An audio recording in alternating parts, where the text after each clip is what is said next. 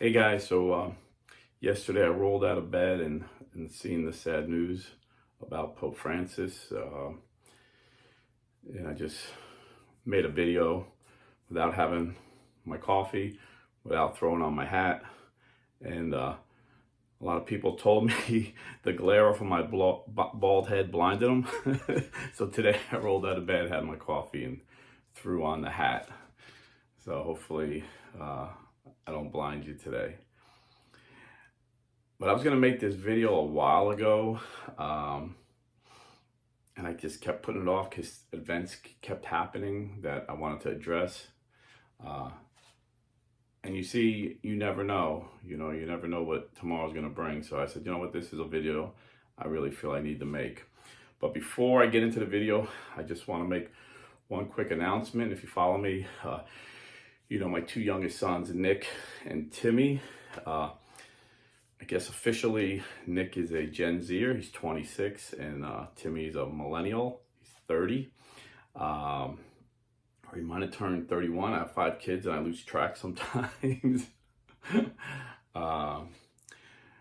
I'm going to interview Lord willing, because we see all these news reports, Wall Street Journal, Turin Globe, I always mispronounce that one, Turin Globe, Wall Street Journal, New York Post, just to name a few, talking about the resurgence among Gen Z to the Catholic faith. And I see it in my church, tons of them. So I'm going to interview one, which happens to be my son, Nick. He's 26. He loves the Lord. He loves the church. He's married with 3 children. His wife homeschools the oldest one, stays home,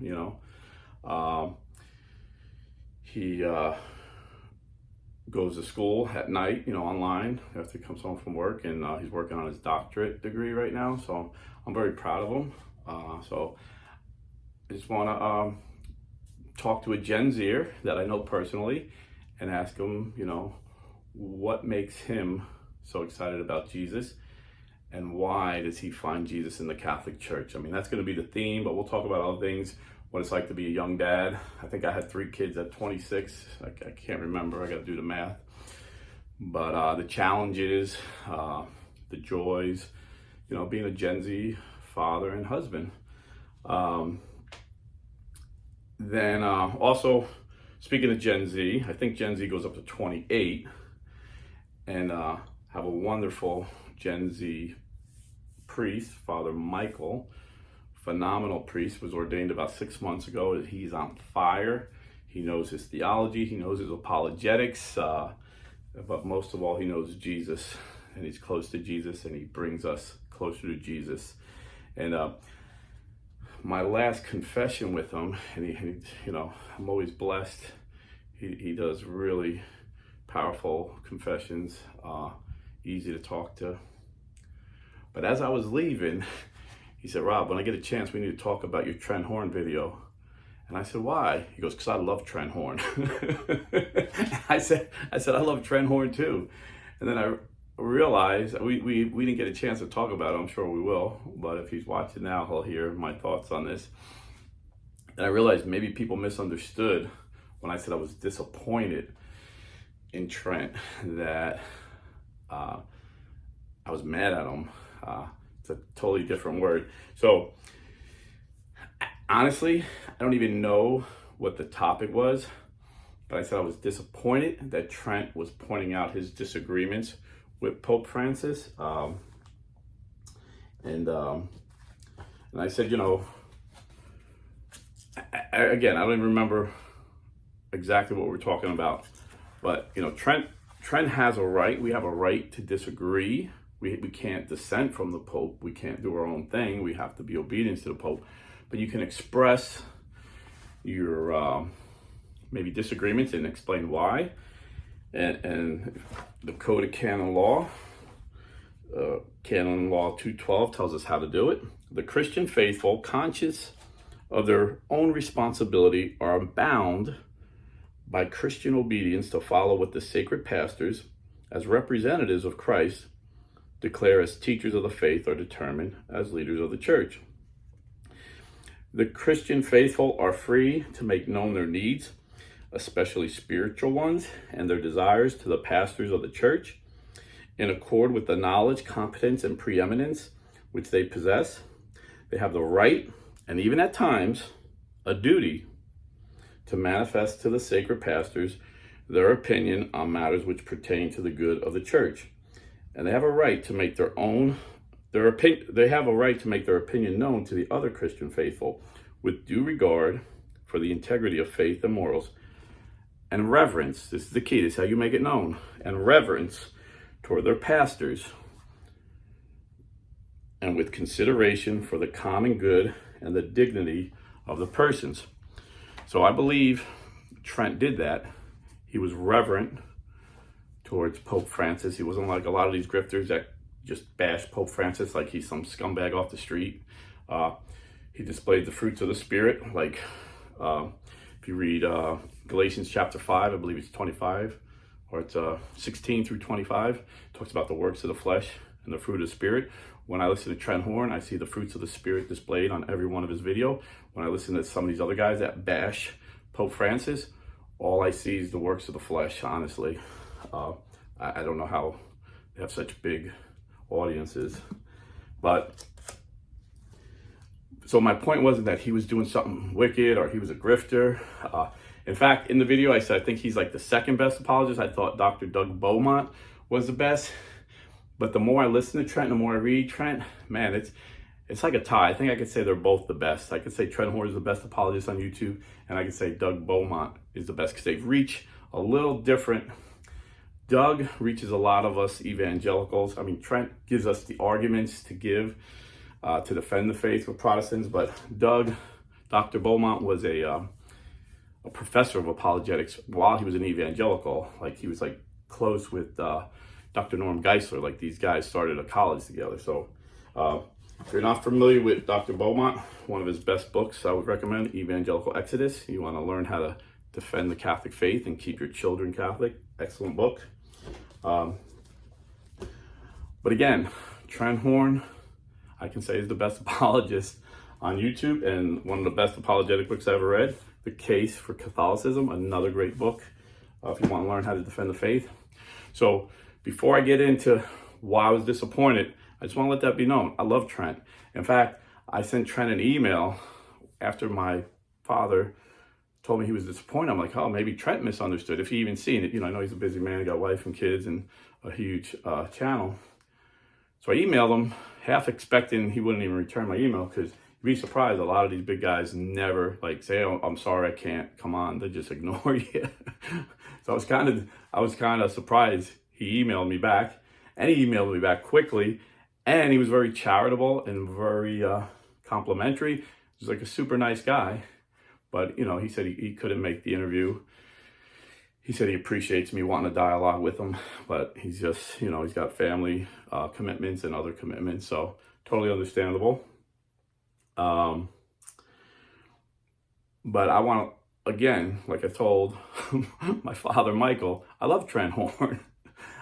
I was just disappointed. And again, I'm going to tell you why in a minute. But when I came back to the faith, you know, Pope Francis, in my last video, I told you, spoke to me, spoke my language. I was like, that is a man of God. He has something I don't have, and I want it. And he kind of led me in, but I had a lot of questions. I couldn't call the Vatican and say, hey, Pope Francis, what about this? What about that? So for 2 years, I studied books like the Code of Canon Law. I think I read every canon. I read through all the councils online. I read the catechism. You know, every day I was just wanting to see what Catholics really believe, not what my Protestant brothers are telling me what Catholics believe, because it's as different as night and day, honestly. But one of my best resources I stumbled upon was Catholic Answers. So Trent Horn, Tim Staples, Jimmy Akins, all these guys, even Carl Keating, like helped me learn so much about the faith that I had questions about. Like I knew it was a true faith, but I'm like, what about this? What about that? And you just put in a question in their search bar and it gave you the answer. And it was always biblical. You know, I was a Bible alone Christian at the time. So they always gave me the biblical reasons why they do things. And then there was times where the search bar would say not found, and I would literally call up Catholic Answers and ask my questions. And they would return the call and give me an answer. I was like, this place is truly Catholic Answers. So I love Catholic Answers. I love Trent Horn. In fact, one guy I seen on Catholic Answers, Devin Rose, another great book. I mean, this is another awesome book, Devin Rose, Protestant Dilemma. He was the first guest on, my first live guest. I don't know if he was my first guest. I think he was. I think I only thought you could do live. We had a lot of technical difficulties, so I don't really like to do live. But there's always like technical difficulties, and I'm not a technical savvy guy. So that's why I always have Timmy and Nick helping me out. I almost forgot. Timmy, my millennial son, he started a new website called Terrain Globe, and he's a financial guy. He got 2 master's degrees in like finance and an MBA, and he's working actually on the same doctorate program as Nick. And so he started this website, Terrain Global. I'll put it in the links. Check, give it a read. Even if you're not a financial guy, and if you go on if you go on your laptop, there's a ticker up there. You can check the stock market all day. It's like a ticker 24/7. If you go on your phone, you don't see the ticker for some reason. But everything relates to finances, just like everything relates to politics and everything relates to religion. So there'll be stories about the church in there. And, from a conservative Catholic point of view, I mean, he gives both sides.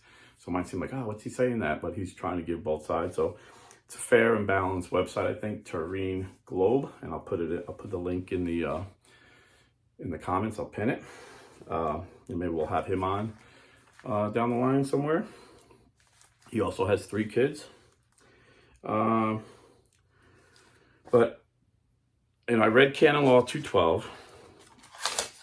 And I showed you Trent was very respectful. He let his concerns known.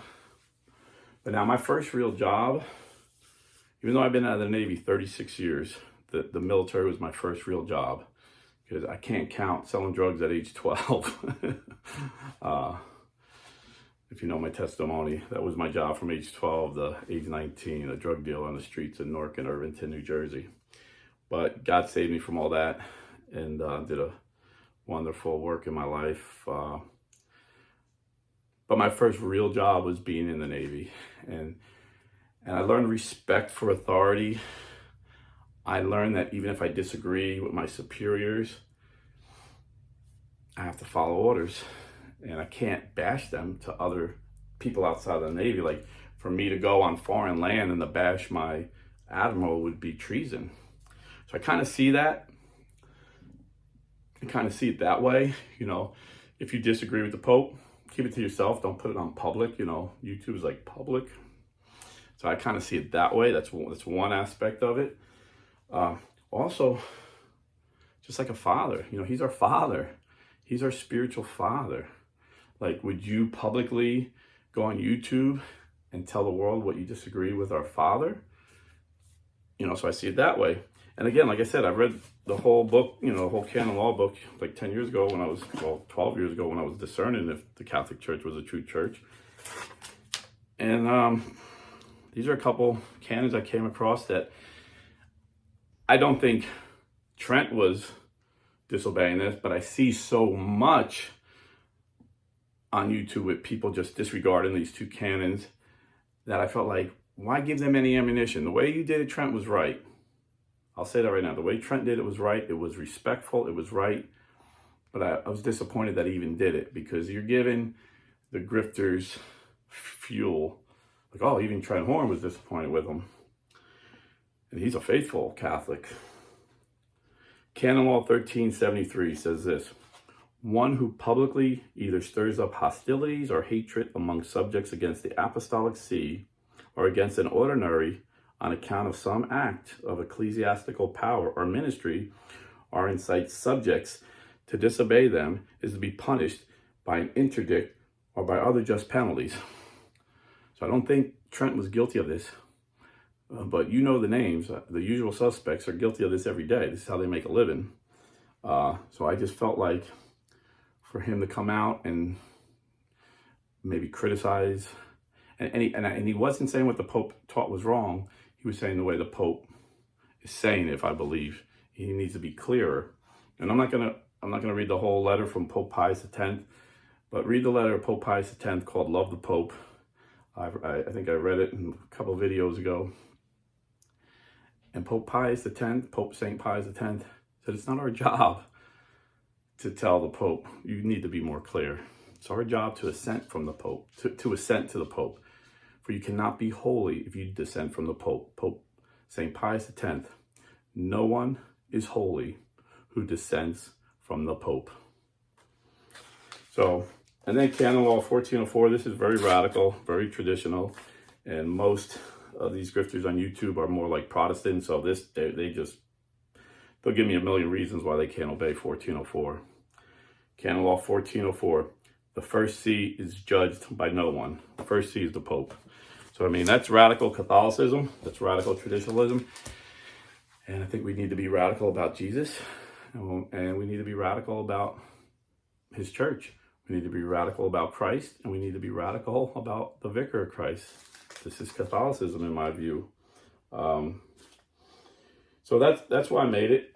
Again, Trent Horn is the best apologist, and on YouTube, along with Dr. Doug Beaumont, in my humble opinion. I love him, and I actually would recommend his video about the Pope. I actually shared it with my family. We got a family thread, group text, and I shared it with them. And unlike the grifters that bash the Pope, his whole pontificate, even after his death, they're still bashing him. It blows my mind. And they try, you could see they're trying to be good Catholics and say nice things about the Pope. But the works of the flesh, Galatians 5:15 through 25, I spoke of, the works of the flesh just won't allow it. They just come out viciously attacking the Pope who just died. Like within 24 hours, these scoundrels were saying nasty things about Pope Francis. And the comments from their followers was just horrible, horrible, sickening, disgusting, disturbing, whacked out. This is, people that are famous. But he tells a great story about him and his wife meeting Pope Francis when they were newlyweds. And he said, there's like a tradition in Rome where newlyweds at the Vatican get a meeting with the Pope, but usually there's so many that, there's a group. But Pope Francis was different. Pope Francis was a very unique man, and I'm not going to give the whole story away. I would recommend you go to Trent Horn's site, and I think it's called What I'll Miss About Pope Francis, and you hear a very beautiful tribute to Pope Francis. So again, Trent, I love you. Father Mike, I love Trent Horn too. And Father Mike is a Gen Z. He's 28. So after I have my son on, Gen Z Catholic father and dad, I'll call it, or something, we'll have Gen Z priest, Father Michael, and we'll ask him what it's like to be a Gen Z priest, what made him feel called, what are the challenges, what are the joys. Lord willing, I asked him kind of in passing, and I think he said yeah. So we just kind of wing things here on Blue Collar Catholic. So I got to get to work. Hope you have a great day at work or home, whatever you do. God bless and stay Catholic.